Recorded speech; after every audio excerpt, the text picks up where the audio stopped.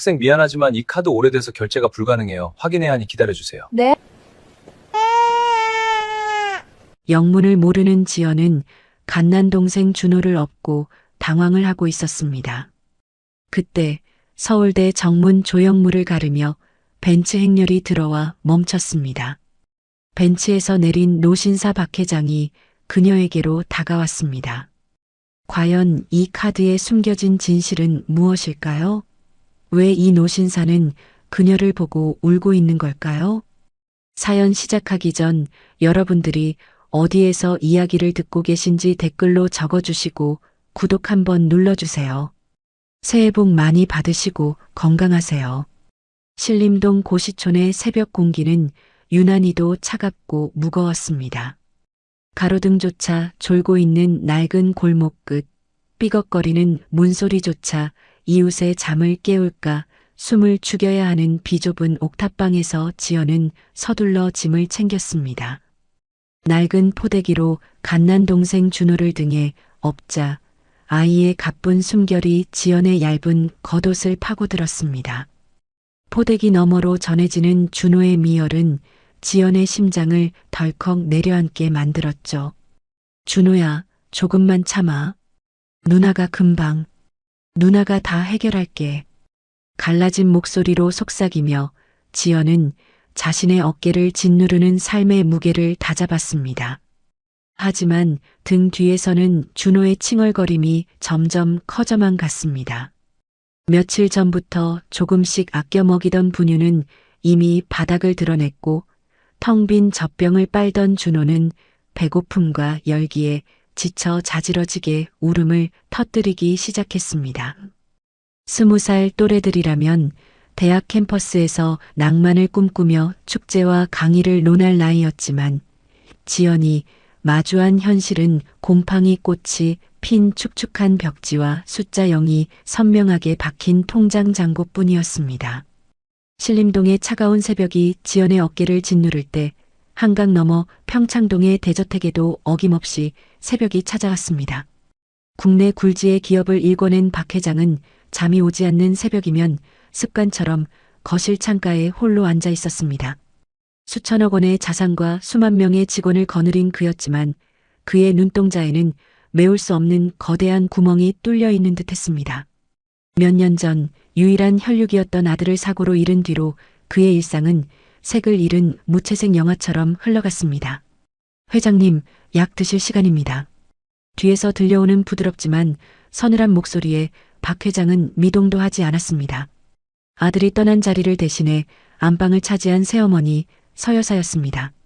그녀는 화려한 실크 가운을 걸친 채 우아한 손길로 약 접시를 내밀었습니다. 서여사의 차가운 조언은 박 회장의 가슴에 가시처럼 박혔습니다. 박 회장은 창밖의 어둠을 응시하며 생각했습니다. 내 아들이 살아있었다면, 그 아이의 아이가 있었다면 지금쯤 집안이 얼마나 시끄러웠을까. 그는 문득 아들이 남긴 마지막 흔적들을 떠올렸습니다. 준호를 겨우 달래 재운 옥탑방의 밤은 유난히도 길었습니다. 천장에서 새어나오는 희미한 전등 불빛이 지연의 그림자를 벽면에 길게 늘어뜨렸죠. 지연은 무거운 몸을 이끌고 방구석에 밀어두었던 아버지의 유품 상자를 끌어당겼습니다. 상자가 바닥을 긁는 소리가 적막한 방 안에 유독 크게 울려 퍼졌네요. 지연은 혹여나 준호가 깰까봐 숨을 죽이며 조심스럽게 상자 뚜껑을 열었습니다. 가장 먼저 눈에 들어온 것은 아버지가 현장에서 입던 푸른색 작업복이었습니다. 곳곳에 튄 시멘트 자국과 땀 냄새가 밴 그 옷을 손으로 쓸어내리자 금방이라도 아버지가 지연아, 우리 딸 공부하느라 힘들지? 라며 어깨를 두드려줄 것만 같았죠.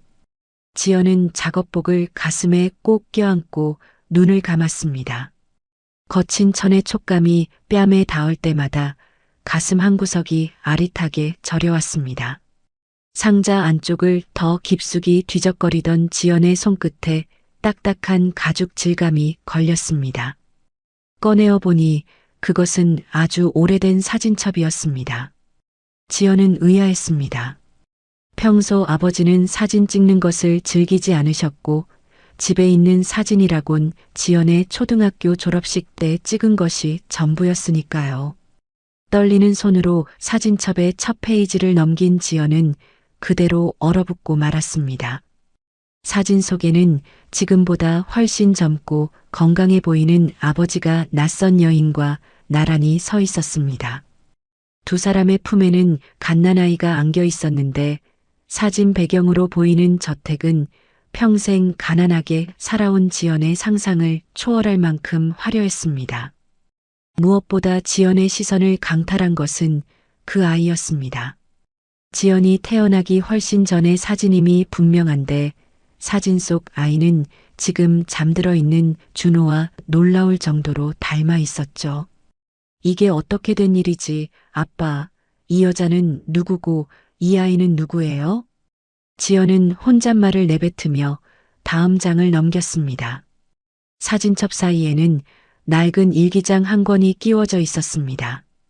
표지는 다 해졌지만 아버지가 얼마나 소중히 다뤘는지 가죽에서는 은은한 광택이 났네요. 지연은 일기장을 한 장씩 천천히 넘기기 시작했습니다. 처음 몇 장은 그날그날의 날씨나 현장 기록 같은 평범한 내용이었지만 중간부터 글씨체가 급격히 흔들리기 시작했습니다. 지연의 손이 파르르 떨렸습니다. 일기장 갈피에서 갑자기 묵직한 무언가가 바닥으로 떨어졌습니다. 검은색 바탕에 금색 테두리가 둘러진 한눈에 봐도 범상치 않은 카드였습니다.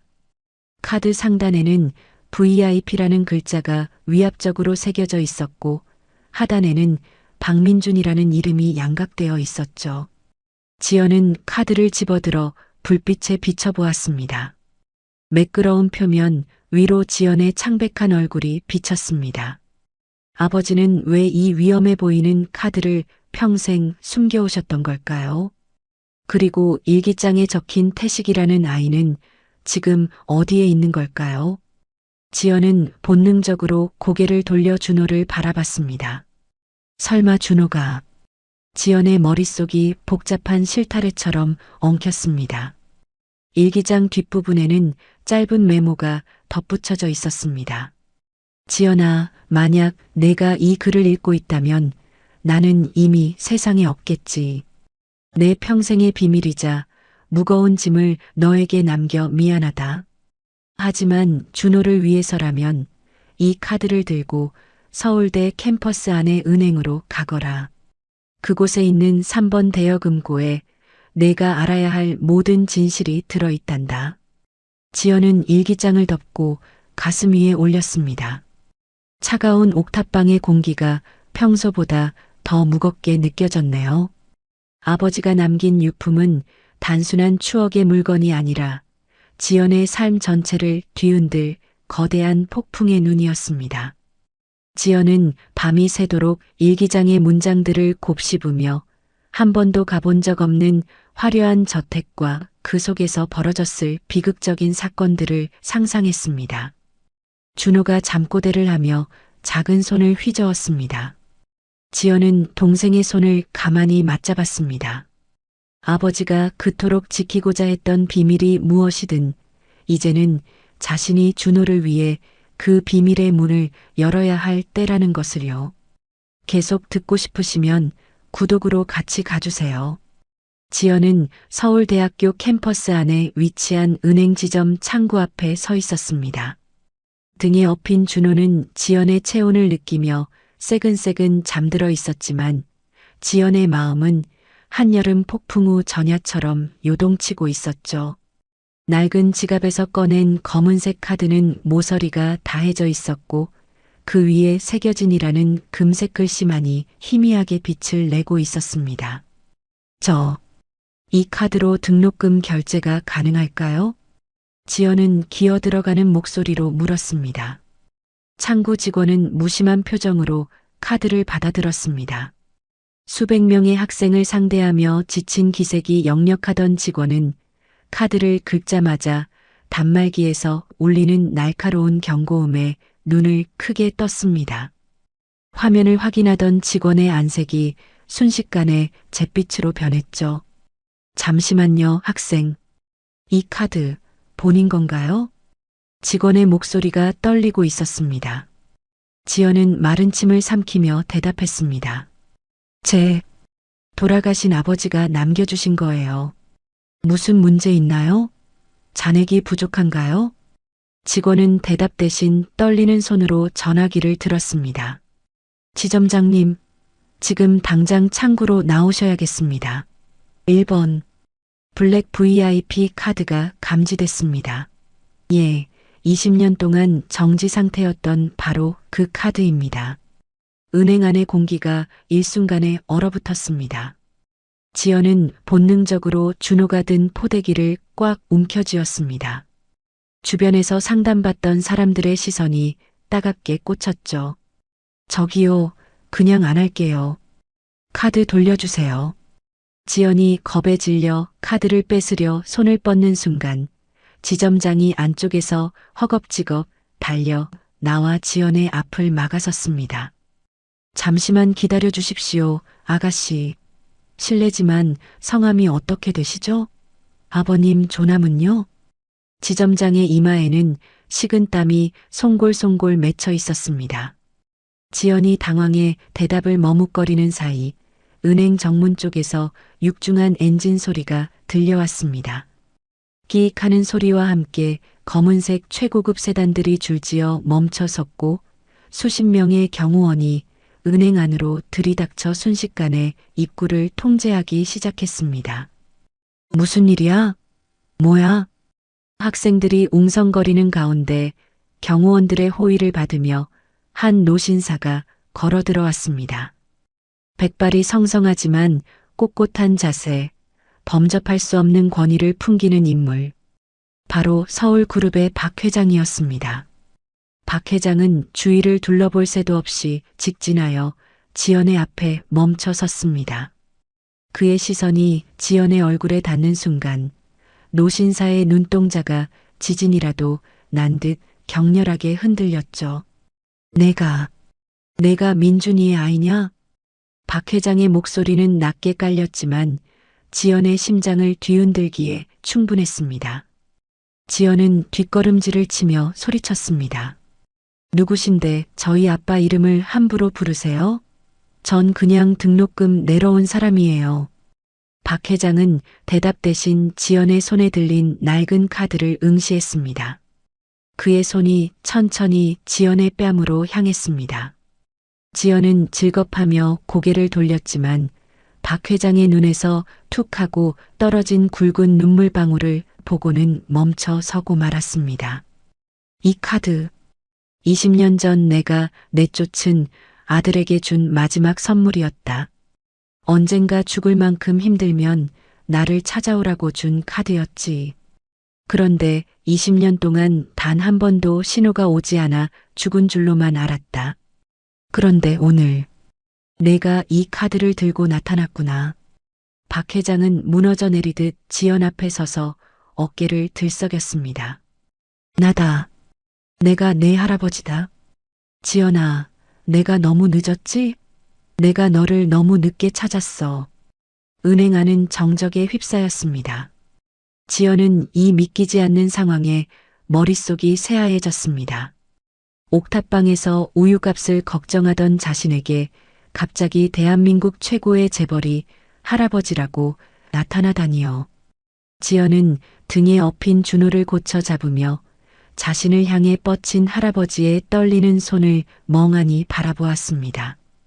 은행 지점장실의 소파는 지나치게 푹신해서 지연을 더욱 불안하게 만들었습니다. 박 회장은 지연의 맞은편에 앉아 손수건으로 연신 눈물을 닦아냈습니다. 비서들이 가져온 따뜻한 차가 테이블 위에 놓였지만 지연은 그것에 손도 대지 않았죠. 준호는 낯선 환경이 무서운지 지연의 품속으로 더 깊이 파고들었습니다. 말씀해 보세요. 우리 아빠가 왜 집을 나갔는지, 그리고 왜 이 카드를 한 번도 안 썼는지요. 지연의 목소리는 날카로웠습니다. 박 회장은 고개를 떨구며 무거운 진실을 꺼내놓았습니다. 민준이는 내 외아들이었다. 하지만 정략 결혼을 강요하는 나에게 대항해 자기가 사랑하는 여자와 함께 떠나버렸지. 나는 노여움에 그 아이의 모든 지원을 끊고 호적에서까지 파버렸다. 하지만 마음 한구석엔 늘 미련이 남았어. 그래서 이 1번 카드만큼은 정지시키지 않고 비워두었단다. 민준이가 돌아오기만을 기다리면서 박 회장의 목소리가 젖어들었습니다. 그런데 그 아이는, 그 고집 센 녀석은 끝내 나를 찾지 않았구나. 막일 일을 하면서도, 지하실을 전전하면서도 이 카드 한 번을 안 긁었어. 내가 이 카드를 내밀었다는 건 내 아들이 이제 이 세상에 없다는 뜻이겠지? 지연은 입술을 꾹 깨물었습니다. 아버지가 화재 사고로 돌아가시기 전까지 얼마나 고단한 삶을 살았는지, 그런데도 왜 이 카드를 보물처럼 모셔만 두었는지 이제야 알 것 같았습니다.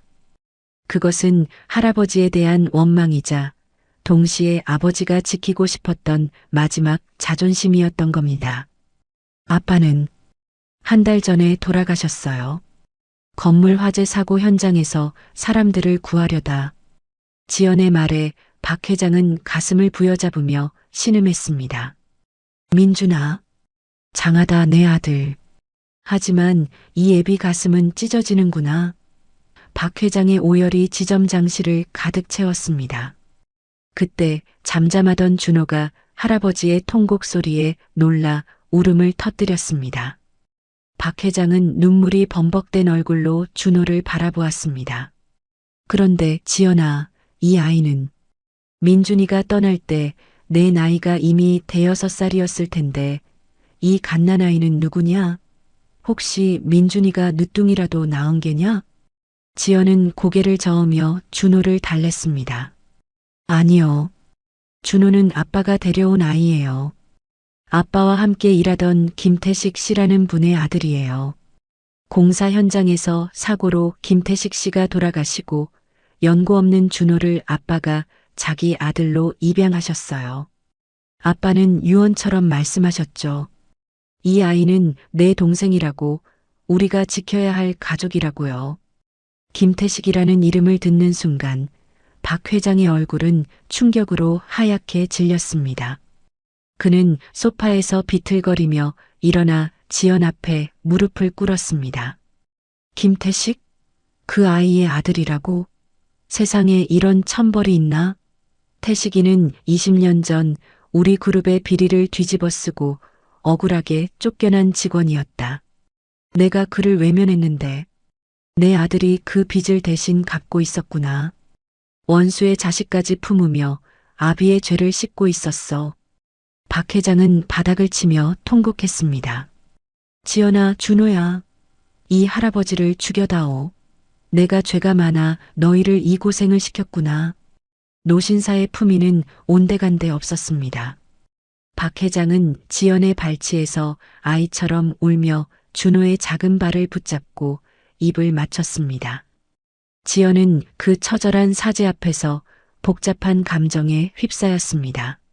아버지를 죽음으로 몰아넣은 환경을 만든 사람이 할아버지일지도 모른다는 원망, 그리고 이제야 비로소 누군가에게 기댈 수 있다는 안도감이 뒤섞였죠.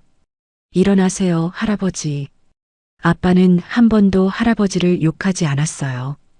다만 우리가 너무 배가 고파서 준호 우유 쌀 돈이 없어서 이 카드를 꺼낸 거예요. 지연의 담담한 말에 박 회장은 가슴이 난도질당하는 기분을 느꼈습니다. 그는 지연의 손을 꼭 쥐며 맹세했습니다. 다시는 너희를 춥고 배고프게 두지 않겠다. 내 아들이 목숨 걸고 지킨 너희를 이제는 내가 목숨 걸고 지키마.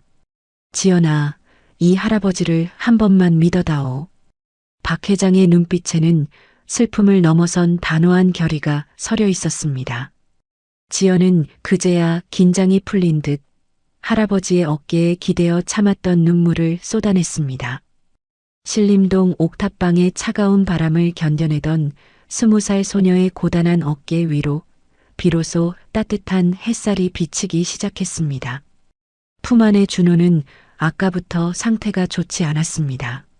낯선 차 안의 가죽 냄새 때문인지 아니면 자신을 둘러싼 공기의 흐름이 바뀐 것을 본능적으로 감지한 것인지 아이는 크크거리며 마른 울음을 삼키다 결국 대저택의 거대한 철문이 열리는 순간 자지러지게 울음을 터뜨렸습니다. 좁은 차 안이 준호의 날카로운 울음소리로 가득 찼습니다. 지연은 당황해서 아이를 다독였지만 준호는 등을 활처럼 휘며 지연의 품을 벗어나려 발버둥을 쳤죠. 그때 옆자리에 앉아있던 박 회장이 안절부절 못하며 손을 내밀었습니다. 아이고, 우리 강아지가 왜 이리 울까? 할아버지가 안아줄까? 응? 하지만 준호는 박 회장의 낯선 손길이 닿자마자 자지러지듯 비명을 질렀습니다. 지연은 식은땀을 흘리며 아이의 등을 두드렸습니다. 낡은 포대기에서는 고시촌 옥탑방에서 밴 퀴퀴한 냄새와 분유 찌꺼기 냄새가 섞여 올라왔죠. 박 회장은 그조차도 안쓰러운지 연신 눈시울을 붉혔지만 차가 멈춰 서고 문이 열리는 순간 분위기는 급변했습니다. 차 문 밖에는 수십 명의 고용인이 줄을 지어 서 있었고 그 중심에 화려한 실크 한복을 차려입은 순자가 서 있었습니다. 그녀는 차 문이 열리자마자 자애로운 미소를 띠며 다가왔지만 지연이 준호를 업고 낡은 운동화를 내딛는 순간 순자의 미간이 아주 찰나 미세하게 일그러졌습니다. 어머나, 회장님, 정말 이 애들이 민준이 아이들인가요? 순자의 목소리는 상냥했지만 그 시선은 지연의 해진 소매 끝과 준호의 떼자국이 남은 턱바지에 고정되어 있었습니다. 그녀는 코끝을 아주 미세하게 찡그리며 손수건으로 입가를 살짝 가렸죠. 지연은 본능적으로 위축되었습니다. 준호는 저택 현관에 들어서자마자 웅장한 샹들리의 빛에 놀랐는지 더욱 거칠게 울어젖혔습니다. 응애, 응애. 거대한 대리석 홀에 준호의 울음소리가 쩌렁쩌렁 울려 퍼졌고 벽에 걸린 고가인 도자기들이 그 진동에 떨리는 것만 같았죠. 지연은 준호를 달래려 복도를 서성였지만 발을 뗄 때마다 낡은 운동화에서 삑삑거리는 소리가 났고 바닥에는 흙먼지가 조금씩 묻어났습니다. 지연아, 일단 아이를 유모에게 맡기고 좀 씻는 게 어떻겠니? 옷도 좀 갈아입고. 박 회장이 인자하게 제안했지만 곁에 서 있던 순자가 날카로운 어조로 말을 가로챘습니다. 회장님, 그게 무슨 말씀이세요? 이 귀한 대리석 바닥에 저런 흙투성이 운동화를 신고 들어오게 하다니요. 예, 지연이라고 했니? 우선 그 더러운 신발부터 벗으렴. 그리고 그 아이 어디 아픈 거 아니니? 고시촌 같은 불결한 곳에서 살다 왔는데 혹시라도 병이라도 옮겨온 건 아닐지 걱정되네. 순자의 말에 지연의 얼굴이 확 달아올랐습니다. 더러운 신발, 불결한 곳. 순자가 내뱉는 단어 하나하나가 지연의 가슴에 비수처럼 꽂혔습니다. 박 회장이 눈치를 보며 순자 말이 너무 심하구려 라고 타일렀지만 순자는 눈을 치켜뜨며 지연을 머리끝부터 발끝까지 훑쳤습니다. 심하긴요, 회장님. 저 집 없는 아이들이 구걸하듯 여기까지 온 건 알겠는데 최소한의 예의는 있어야죠. 저 포대기 좀 보세요. 냄새가 이 거실까지 진동을 하잖아요. 예, 너는 세탁이라는 것도 안 하고 사니? 우리 집 카페트에 그 뗏물이 다 배겠어. 순자는 가식적인 미소를 완전히 거두고 박 회장이 잠시 전화를 받으러 고개를 돌린 사이 지연의 귓가에 다가와 낮고 서늘하게 속삭였습니다. 어디서 굴러먹다 온 거지 같은 것들이 감히 이 집 문턱을 넘어? 내 애비가 도둑질해서 나갔으면 너도 그 밑바닥에서 조용히 살았어야지. 회장님 앞이라고 꼬리 살살 흔들지 마라. 내 집 더러워지는 꼴 못 보니까. 지연은 온몸에 소름이 돋아 준호를 더 꽉 안았습니다. 준호는 지연의 불안을 느꼈는지 지연의 목덜미에 얼굴을 묻고 꺽꺽거리며 서럽게 울었습니다. 준호의 눈물이 지연의 어깨를 적셨고 지연은 입술을 꽉 깨물며 눈물을 참았습니다. 할머니, 저희 더러운 거 아니에요. 가난했을 뿐이지 아빠는 한 번도 저희를 불결하게 키우지 않으셨어요. 지연이 용기를 내어 대답하자 순자의 눈이 가늘어졌습니다. 말대답까지 하는구나. 역시 근본 없는 것들은 어쩔 수 없어. 예, 가사도우미. 지금 당장 이 애들 욕실로 끌고 가서 소독부터 해. 입고 온 옷들은 꼴도 보기 싫으니 다 태워버리고. 순자의 고함에 건장한 가사도우미들이 지연의 팔을 붙잡았습니다. 준호는 낯선 사람들의 손길이 닿자 자지러지게 비명을 질렀습니다. 안 돼요. 제가 할게요. 준호가 놀라잖아요. 지연의 외침은 화려한 대저택의 천장에 부딪혀 공허하게 흩어졌습니다. 방으로 안내된 지연은 창밖을 보며 망연자실했습니다. 겉보기에는 궁궐 같은 집이었지만 이곳은 자신과 준호를 숨막히게 하는 거대한 감옥이었습니다. 순자는 박 회장 앞에서는 여전히 아이고 지연이가 낯설어서 그런가 보네요. 라며 눈물을 훔치는 연기를 했지만 문이 닫히는 순간 문틈으로 보이는 그녀의 눈빛은 살기가 등등했습니다. 지연은 울다 지쳐 잠든 준호의 젖은 속눈썹을 쓸어내렸습니다. 아이의 작은 몸이 파르르 떨리는 것을 보며 지연은 다짐했습니다. 이곳에서 살아남으려면 그리고 아빠의 명예를 지키려면 절대로 이 여자의 기세에 눌려서는 안 된다고 말이죠. 하지만 창밖으로 내리는 빗줄기처럼 지연의 마음속에는 알 수 없는 불안감이 빗물처럼 고여만 갔습니다. 순자의 계략은 이제 시작일 뿐이었습니다. 그녀는 지연과 준호를 단순히 내쫓는 것이 아니라 박 회장의 기억 속에서 민준의 자식들이라는 존재 자체를 오염시키려 하고 있었습니다. 지연은 어둠 속에서 번뜩이던 순자의 다이아몬드 반지처럼 차갑고 날카로운 진실의 전쟁터에 이미 발을 들여놓았음을 깨달았습니다. 대저택에서의 생활이 일주일째 접어들 무렵 지연은 이 집안의 공기가 서서히 자신을 조여오고 있음을 깨달았습니다. 순자는 겉으로는 지연과 준호를 챙기는 척했지만 박 회장이 자리를 비우기만 하면 그녀의 태도는 달라졌죠. 고용인들 사이에는 지연을 굴러들어온 불청객으로 취급하는 분위기가 형성되었고 지연은 식사 시간조차 바늘방석에 앉은 기분이었습니다. 사건은 비가 추적추적 내리던 목요일 오전에 터졌습니다. 박 회장이 가장 아끼던 서재에서 날카로운 고함이 터져나온 것이었죠.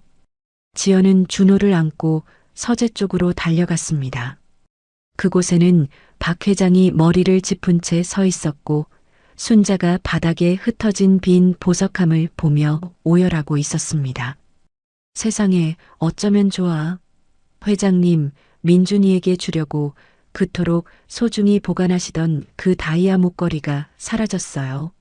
금고 번호를 아는 사람은 우리 식구들 뿐인데.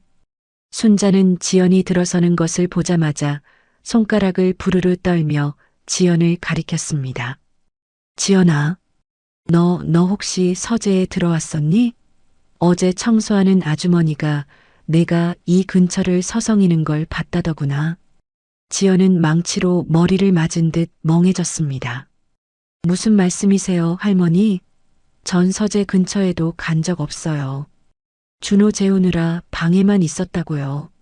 하지만 순자는 기다렸다는 듯 박 회장에게 매달렸습니다.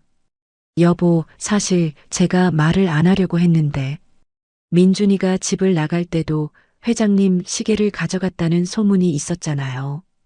피는 못 속이는 법인가 봐요. 가난하게 살다 보니 이런 귀한 걸 보고 눈이 뒤집혔을 수도 있죠. 지연아, 지금이라도 돌려주면 할아버지가 용서해 주실 거야. 응? 박 회장의 얼굴은 고뇌로 일그러졌습니다. 그는 최근 부쩍 심해진 건망증 때문에 자신의 기억조차 확신하지 못하는 상태였죠. 순자는 그 약점을 교묘하게 파고들었습니다. 회장님, 기억 안 나세요? 민준이가 예전에 사업 자금 모자란다고 이 목걸이 담보로 빌려달라고 뗐었던 거요. 그때 회장님이 크게 꾸짖으셨잖아요. 그 아버지의 그 딸인 게 분명해요. 지연은 억울함에 온몸이 떨렸습니다. 돌아가신 아버지는 평생 정직하게 사셨고 타인의 물건에는 손끝 하나 대지 않는 분이셨습니다. 그런 아버지의 명예를 더럽히는 순자의 거짓말에 지연은 참을 수 없는 분노를 느꼈습니다. 거짓말 마세요. 우리 아빠는 그런 분이 아니에요. 할머니야말로 증거도 없이 왜 저를 몰아세우시는 거죠? 목걸이가 어디 있는지 제가 어떻게 알아요?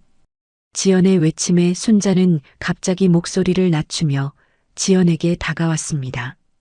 박 회장이 고개를 숙이고 괴로워하는 틈을 타 순자는 지연의 귓가에 차갑게 속삭였습니다.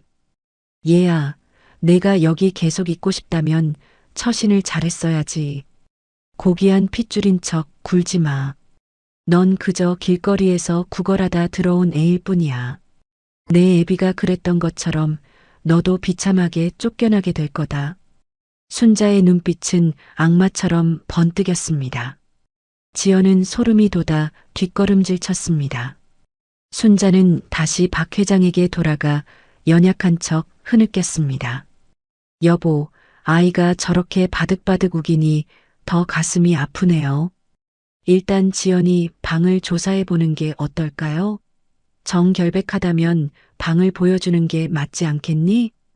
박 회장은 무거운 한숨을 내쉬며 지연을 바라보았습니다. 지연아, 정말 아니냐? 이 목걸이는 단순한 보석이 아니라 내 가문의 상징이다. 내가 잠시 욕심이 났다면 지금 말해주렴. 지연은 박 회장의 불신 어린 눈빛에 가슴이 찢어지는 것 같았습니다. 유일하게 믿었던 할아버지마저 순자의 계략에 놀아나고 있었으니까요.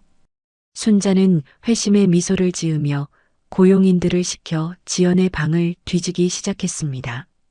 그리고 잠시 후 지연의 침대 매트리스 아래에서 눈부신 다이아 목걸이가 발견되었습니다. 아, 여기 있었네요. 지연아, 어쩜 이럴 수 있니? 순자의 가식적인 경악 소리가 방 안에 울려 퍼졌습니다. 지연은 절망했습니다. 자신이 잠든 사이 누군가 몰래 넣어두었음이 분명했습니다. 순자는 승리자의 눈빛으로 지연을 내려다보았고 박 회장은 배신감에 몸을 떨며 서재를 나가버렸습니다. 지연은 차가운 바닥에 주저앉아 울고 있는 준호를 달랬습니다. 다이아 목걸이 사건 이후 대저택 내 지연의 위치는 그야말로 가시방석이었습니다. 박 회장은 지연을 볼 때마다 안타까움과 불신이 뒤섞인 복잡한 눈빛을 보냈고 순자는 고용인들 앞에서 대놓고 지연을 손버릇 나쁜 애 취급하며 노골적인 멸시를 이어갔죠. 지연은 억울함에 가슴이 터질 것 같았지만 지금 당장 준호를 데리고 나갈 곳이 없다는 현실에 입술을 깨물며 버텼습니다. 그러던 어느 날 서울대학교 건축학과 복수전공 과제로 과거 대형 건축사고의 원인 분석 및 재발 방지에 관한 레포트를 쓰게 된 지연은 학교 도서관 자료실 깊숙한 곳에서 운명적인 기록과 마주하게 됩니다. 누렇게 빛바랜 신문 스크랩과 두툼한 사고 보고서, 뭉치 사이에서 지연의 심장을 멈추게 한 이름이 튀어나왔으니까요. 지연의 손이 부들부들 떨렸습니다. 아버지가 서울그룹의 아들이었다는 사실은 알았지만 그가 왜 가족과 의절하고 신림동 고시촌에서 이름까지 숨기며 살아야 했는지에 대한 핵심적인 이유가 그 서류 안에 고스란히 담겨 있었습니다. 지연은 떨리는 손으로 서류의 다음 장을 넘겼습니다. 보고서에 따르면 당시 미래타워 건설 현장에서는 공기를 단축하기 위해 무리한 야간 작업을 강행했고 결정적으로 화재 확산을 막아야 할 내장재들이 규격에 미달하는 저급부실 자재였다는 점이 사고의 주된 원인이었습니다. 그런데 이상한 점이 한두 군데가 아니었습니다. 현장 책임자였던 아버지가 부실 자재 사용을 강력히 반대하며 본사에 수차례 공문을 보냈다는 기록이 있었음에도 불구하고 최종 판결문에는 아버지가 독단적으로 공사비를 횡령하기 위해 자재를 바꿔치기 했다는 식으로 결론이 나 있었죠. 그럴 리 없어. 우리 아빠가 그럴 리가 없단 말이야. 지연은 도서관의 정적 속에서 비명 같은 신음소리를 내뱉었습니다. 자료를 더 깊이 파헤칠수록 역겨운 진실들이 냄새를 풍기며 올라왔습니다. 당시 자재 구매와 하청업체 선정을 총괄했던 인물은 바로 순자의 친동생인 최 이사였습니다. 그리고 그 최 이사를 적극적으로 비호하며 사건을 덮으려 했던 배후에는 당시 박 회장의 젊은 부인이었던 순자가 있었습니다. 지연은 과거 기사들을 샅샅이 뒤졌습니다. 사고 직후 최 이사는 횡령 혐의에서 교묘히 빠져나갔고 그 모든 죄 뒤집어 쓴 것은 아버지와 그의 밑에서 성실히 일했던 김태식 씨였습니다. 김태식 씨는 사고 직후 자책감과 억울함을 견디지 못하고 스스로 생을 마감했다는 기록이 지연의 눈시울을 뜨겁게 만들었죠.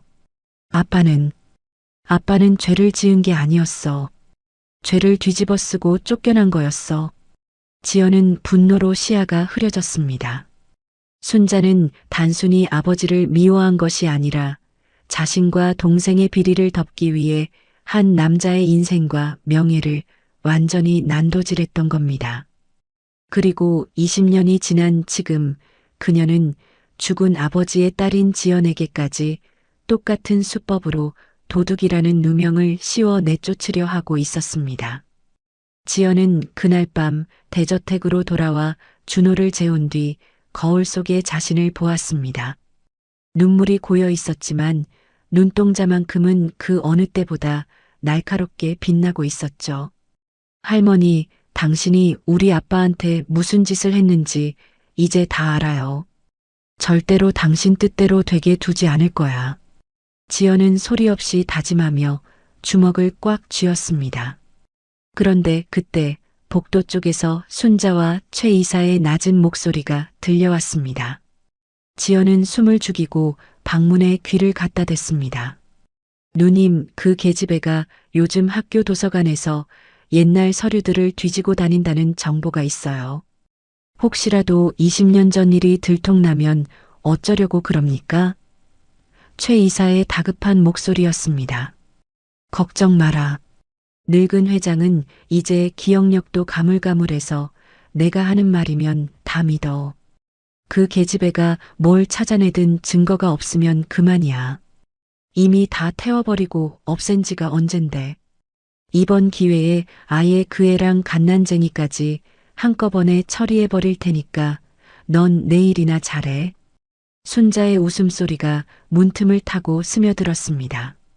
차갑고 비열한 마치 악마의 속삭임 같은 웃음소리. 지연은 온몸에 소름이 돋아 심장이 터질 듯 뛰었지만 이를 악물고 버텼습니다. 그녀들이 증거가 없다고 자신하는 이유가 무엇일까 생각하던 지연의 머릿속에 아버지가 유품으로 남긴 낡은 일기장이 스쳤습니다. 암호처럼 적혀있던 숫자들과 알 수 없는 단어들.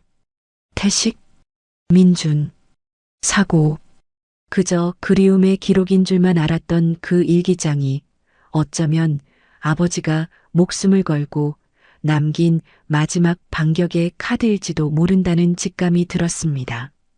지연은 한밤중에 박 회장의 눈을 피해 창고 깊숙이 보관해 두었던 아버지의 유품 상자를 다시 찾아냈습니다. 먼지 쌓인 상자를 열자 아버지의 낡은 작업복 냄새가 코끝을 스쳤죠. 지연은 떨리는 손으로 일기장의 맨 뒷장을 손톱으로 긁어보았습니다. 그저 두꺼운 표지인 줄만 알았던 종이가 겹쳐져 있는 것이 느껴졌습니다. 지연은 커터칼을 가져와 조심스럽게 표지 안감을 갈랐습니다. 그 안에는 손가락 2마디만한 아주 작은 메모리 카드와 낡은 카세트 테이프용 녹음기가 테이프로 단단히 고정되어 숨겨져 있었습니다. 지연은 숨을 멈췄습니다. 20년 동안 아버지가 신림동 옥탑방에서 그토록 소중히 간직하며 차마 꺼내지 못했던 진실의 파편들이 지연의 손바닥 위에서 차갑게 빛나고 있었습니다. 이것만 있으면 순자와 최 이사의 가면을 찢어발길 수 있었습니다. 하지만 지연은 서두르지 않았습니다. 순자는 영악한 여자였습니다. 어설픈 증거 하나로 덤볐다가는 오히려 이 귀한 증거를 뺏기고 준호와 함께 영영 사라질 수도 있었죠. 지연은 녹음기를 가슴에 품고 어두운 방 안에서 창밖의 빗줄기를 응시했습니다. 아빠, 지켜봐줘. 내가 아빠의 억울함, 그리고 준호 아버지의 원한까지 다 갚아줄게. 지연의 눈빛은 더 이상 신림동에서 떨던 겁쟁이 소녀의 것이 아니었습니다. 어둠이 짙게 깔린 대저택의 밤, 지연은 방문을 걸어 잠그고 스탠드 불빛 하나에 의지한 채 아버지의 유품에서 찾아낸 낡은 녹음기를 손에 쥐었습니다. 손바닥에 닿는 기기의 금속 질감이 얼음처럼 차가웠지만 지연의 심장은 용광로처럼 뜨겁게 달아오르고 있었죠. 떨리는 손가락이 재생 버튼 위에 머물렀습니다. 20년이라는 긴 세월 동안 침묵해야 했던 진실이 이제 단 한 번의 클릭으로 세상 밖으로 나올 준비를 마친 셈이었습니다. 딸깍. 정적을 깨는 기계음과 함께 치지직거리는 잡음이 흘러나왔습니다. 지연은 숨을 멈췄습니다. 이윽고 들려오는 목소리. 그것은 지연이 그토록 그리워하던 아버지 박민준의 젊은 날 목소리였습니다. 최 이사님, 이건 명백한 범죄입니다. 규격에 미달하는 저금 내장재를 사용하면 화재 발생 시 대형 참사로 이어질 게 뻔합니다. 저는 이대로 공사를 강행할 수 없습니다. 뒤이어 들려온 목소리는 소름 끼칠 정도로 비열하고 차가웠습니다. 바로 지금 이 집 안 어딘가에서 거드름을 피우고 있을 최 이사의 목소리였죠. 박 팀장, 자네가 뭘 모르는 모양인데 이건 누님, 아니 사모님의 뜻이기도 해. 공기를 한 달이나 앞당겨야 회장님 신임을 얻을 거 아닌가. 자재 차액으로 생기는 돈이 얼만 줄 알아?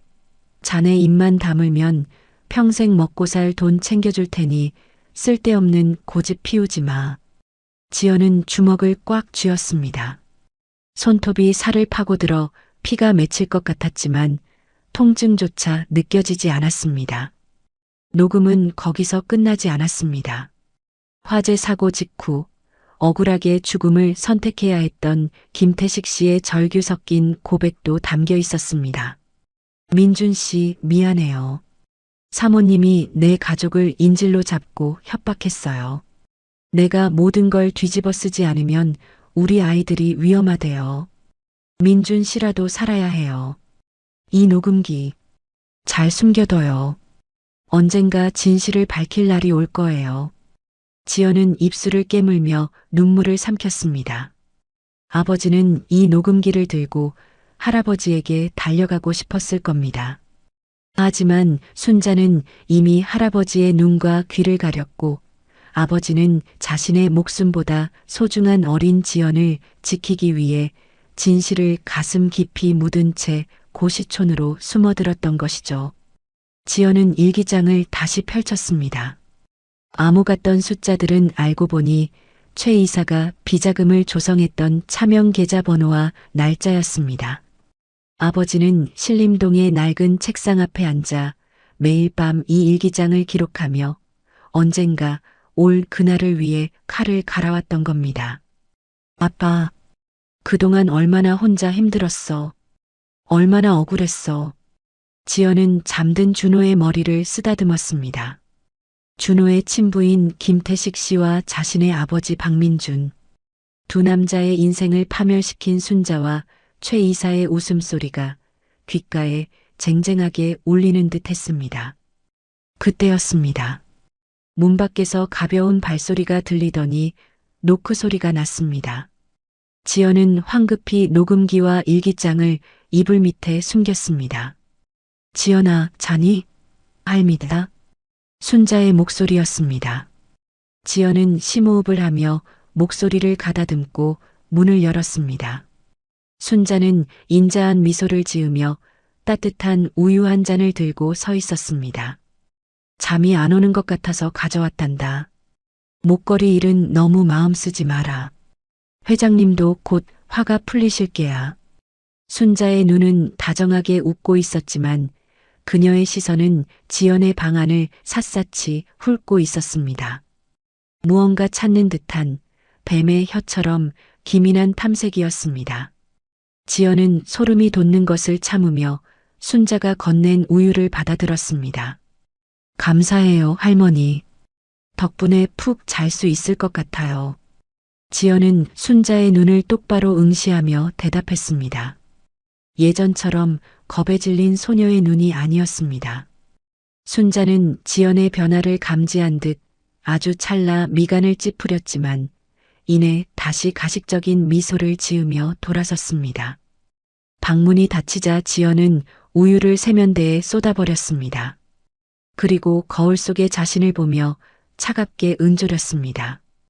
당신이 준 거라면 물 한 모금도 믿지 않아. 이제 내가 당신의 그 가식적인 가면을 갈기갈기 찢어줄 테니까. 지연은 밤새 일기장의 기록들을 정리했습니다. 단순한 감정적 복수가 아닌 법적으로 그들을 완벽히 매장할 수 있는 증거의 지도를 그리기 시작했습니다. 지연의 손끝에서 20년 전의 화마보다 더 뜨겁고 강력한 진실의 불꽃이 피어오르고 있었습니다. 지연은 아버지의 일기장에서 가장 빈번하게 등장했던 이름, 김태식과 그의 유일한 혈육이자 조력자로 언급되었던 한 남자를 찾기로 결심했습니다. 아버지는 일기장에 이렇게 적어두었죠. 태식의 조카 정훈, 그 아이라면 진실을 외면하지 않을 것이다. 정의로운 법조인이 되겠노라 약속했으니.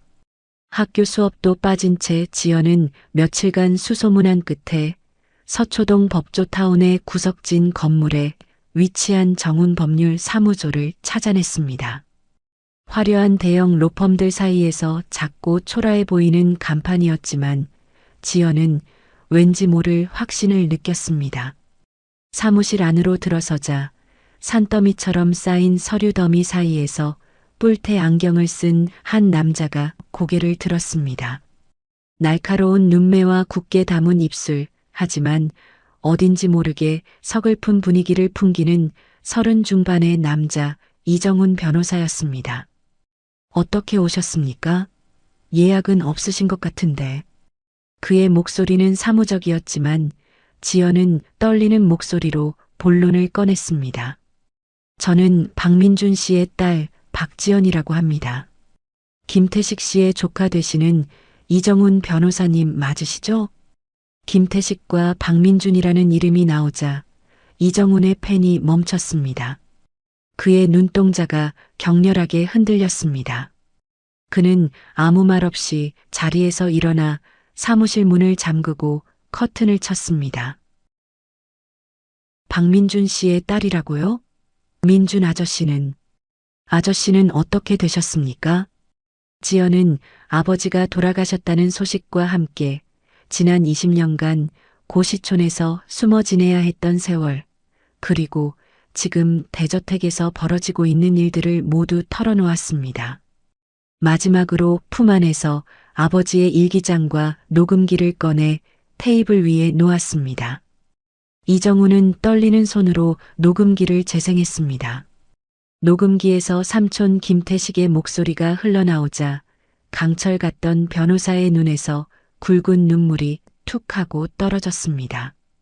삼촌, 이렇게 억울하게 가셨는데 전 그것도 모르고 아저씨가 삼촌을 배신한 줄로만 오해하고 살았습니다. 죄송합니다, 지연 씨. 정말 죄송합니다. 이정우는 고개를 숙인 채 어깨를 들썩이며 오열했습니다. 그는 어린 시절 삼촌의 죽음 이후 집안이 풍비박산 났던 기억, 그리고 삼촌의 누명을 벗기기 위해 이 악물고 공부해서 변호사가 되었지만 거대 기업 서울그룹의 벽에 부딪혀 좌절했던 지난 날들을 이야기했습니다. 지연 씨, 이 증거들은 폭탄과 같습니다. 하지만 순자와 최 이사는 결코 만만한 상대가 아닙니다. 그들은 이미 법조계와 정계에 수많은 끈을 가지고 있어요. 어설프게 터뜨렸다가는 지연 씨와 준호가 먼저 다칠 겁니다. 이정훈의 눈빛이 다시 예리하게 빛나기 시작했습니다. 그는 지연이 가져온 일기장의 계좌 번호들을 분석하며 치밀하게 판을 짜기 시작했습니다. 최 이사는 지금 서울그룹의 지주사 지분을 야금야금 사들이며 회장 해임안을 준비하고 있습니다.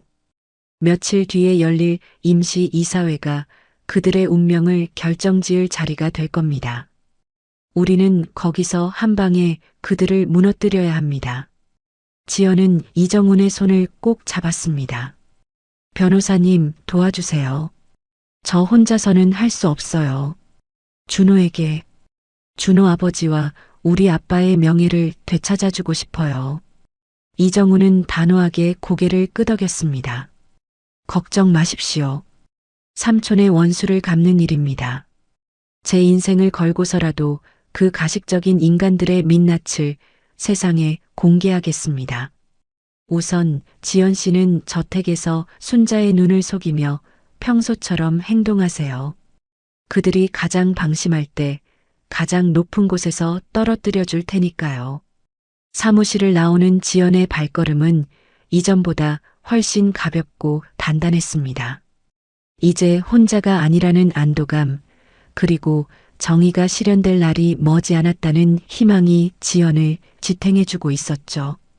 대저택의 차가운 대리석 바닥이 이제는 더 이상 두렵지 않았습니다. 그 바닥을 깨뜨리고 나올 진실의 새싹이 이미 지연의 마음속에서 힘차게 자라고 있었으니까요. 지연은 돌아가는 길에 준호의 새 장난감을 하나 샀습니다. 준호야, 조금만 기다려. 아빠들이 못다한 이야기 누나가 다 해줄게. 지연의 얼굴에는 비장미와 함께 아주 오랜만에 희망의 미소가 스쳐 지나갔습니다. 서울그룹 본사 32층 대회의실. 무거운 침묵이 흐르는 가운데 박 회장 해임안 상정을 위한 임시 이사회가 열리고 있었습니다. 회의실 정면에는 최마담 순자가 승리자의 미소를 지으며 앉아 있었고 그 곁에는 최 이사가 거드름을 피우며 이사들의 표정을 살피고 있었죠.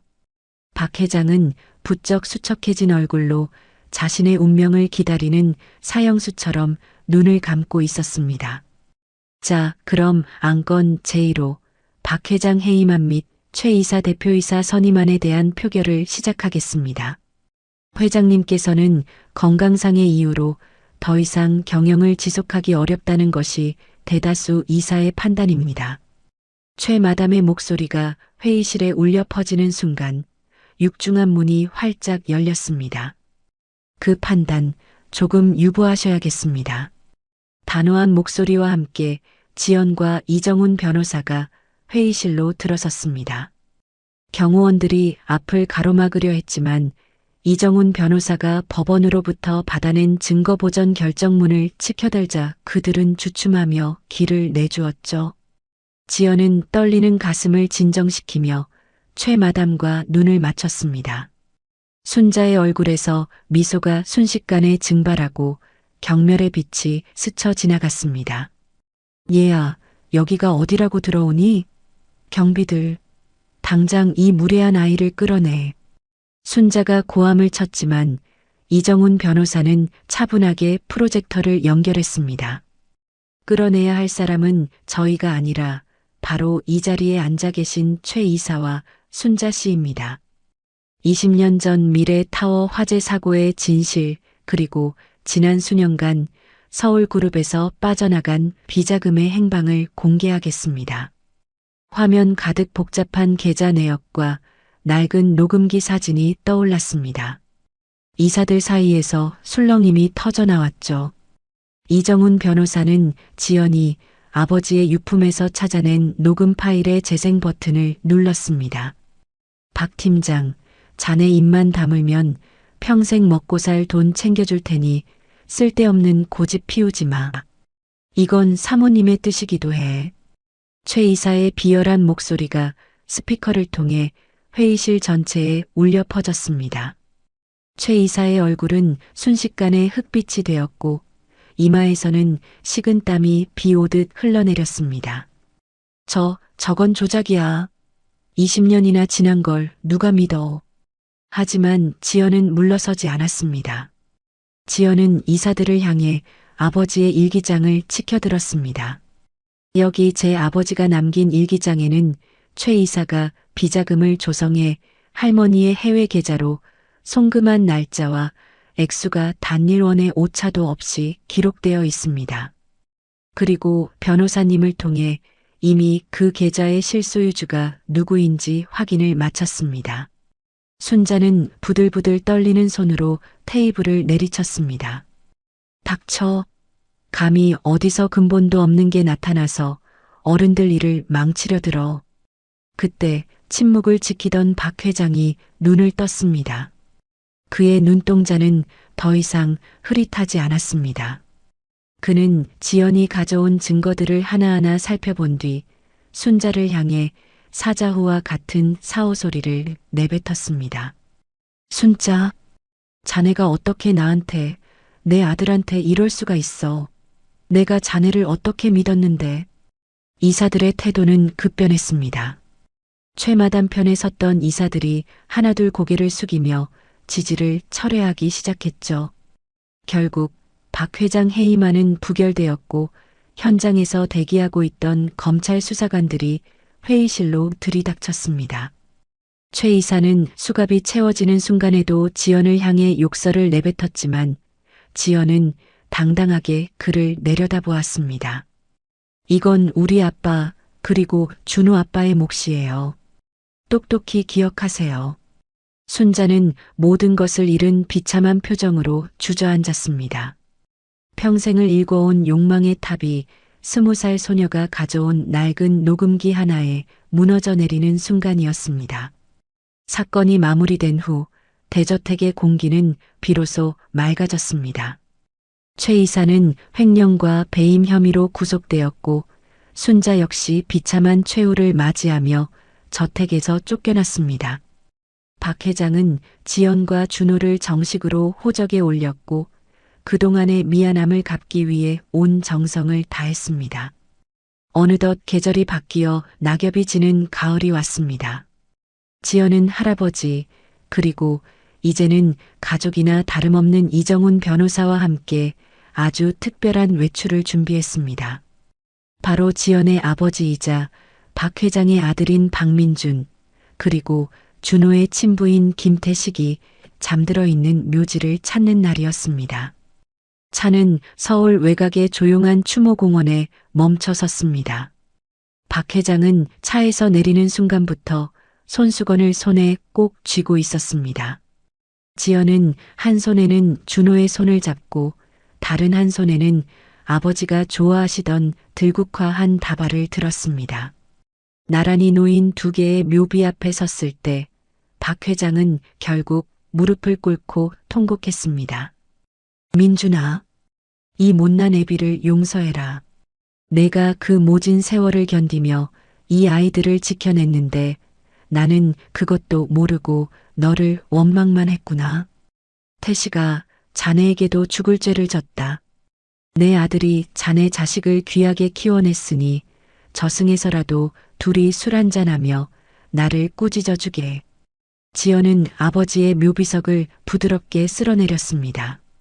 차가운 돌이었지만 왠지 아버지의 따뜻한 손길이 느껴지는 것만 같았습니다. 준호는 아직 아무것도 모른다는 듯 묘비 주변의 나비를 쫓아 아장아장 걸어 다녔죠. 아빠 나왔어.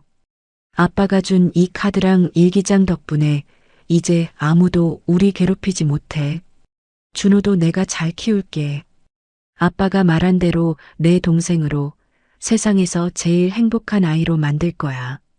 지연의 눈에서 맑은 눈물이 흘러내려 묘비 위에 들국화에 떨어졌습니다. 옆에 서 있던 이정훈 변호사가 지연의 어깨를 가만히 토닥여 주었습니다. 지연 씨, 아버님도 이제 편히 쉬실 겁니다. 두 분 다 정의가 승리하는 걸 보셨을 테니까요. 추모를 마치고 내려오는 길, 박 회장은 지연과 준호의 손을 하나씩 잡았습니다. 지연아, 오늘 저녁은 신림동에서 내가 자주 갔다던 그 국밥집에 가자꾸나. 정 여사님께도 인사를 드려야지. 내가 그 힘든 시간을 버티게 도와준 고마운 분 아니냐. 저녁 무렵 낡고 허름하지만 정겨운 냄새가 나는 신림동 국밥집. 정 여사님은 문을 열고 들어오는 지연 일행을 보자마자 고무장갑을 벗어 던지며 달려 나왔습니다. 아이고, 우리 지연이. 아니, 이제 공주님이지? 준호 이 녀석, 그새 살이 통통하게 올랐네. 박 회장은 정 여사님의 손을 꼭 잡으며 고개를 숙였습니다. 우리 아이들을 지켜주셔서 정말 감사합니다. 이 은혜는 평생 잊지 않겠습니다. 김이 모락모락 피어오르는 국밥 4그릇이 상 위에 놓였습니다. 지연은 뜨끈한 국물을 한 모금 들이켰습니다. 신림동 옥탑방에서 배고픔에 눈물 젖은 빵을 먹던 시절이 떠올랐지만 이제 그 기억은 더 이상 아픔이 아니었습니다. 지연의 곁에는 자신을 지켜주는 할아버지가 있었고 든든한 조력자 정훈이 있었으며 생명보다 소중한 동생 준호가 있었습니다. 지연아, 이번 학기 등록금은 할아버지가 이미 냈단다. 공부 열심히 해서 너처럼 억울한 사람 없는 세상을 만드는 훌륭한 건축가가 되어라. 그게 내 아버지가 가장 바라는 일일 게다. 박 회장의 따뜻한 격려에 지연은 밝게 웃으며 고개를 끄덕였습니다. 준호는 정 여사님이 주신 깍두기를 오물거리며 기분 좋게 옹알이를 했습니다.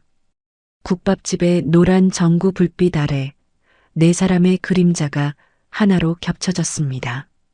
식사를 마치고 나온 밤하늘에는 별이 유난히 밝게 빛나고 있었습니다. 지연은 하늘을 올려다보며 속삭였습니다. 고마워요, 아빠. 그리고 미안해하지 마. 우린 이제 정말 행복해질 거야. 지연은 준호를 등에 업는 대신 이제는 든든하게 손을 잡고 걸었습니다. 낡은 VIP 카드는 더 이상 결제 수단이 아니라 한 남자의 숭고한 사랑과 희생을 기억하는 훈장이 되어 지연의 지갑 속에 소중히 간직되었습니다. 신림동의 좁은 골목길을 벗어나 넓은 세상으로 나아가는 지연의 발걸음은 그 어느 때보다 가볍고 힘찼습니다. 진정한 가족이란 혈연을 넘어 서로의 상처를 보듬고 진실을 위해 함께 싸워주는 존재임을 깨달으며 소녀는 비로소 어른이 되어가고 있었습니다. 따스한 가을바람이 지연의 머리카락을 스치고 지나갔습니다. 마치 아버지가 대견하다는 듯 머리를 쓰다듬어주는 것 같은 아주 다정하고 포근한 바람이었습니다. 이 사연이 감동적이었다면 구독과 좋아요 부탁드립니다. 여러분의 따뜻한 댓글은 저희에게 큰 힘이 됩니다. 다음에 더 감동적인 사연으로 찾아뵙겠습니다. 글빛 이야기였습니다.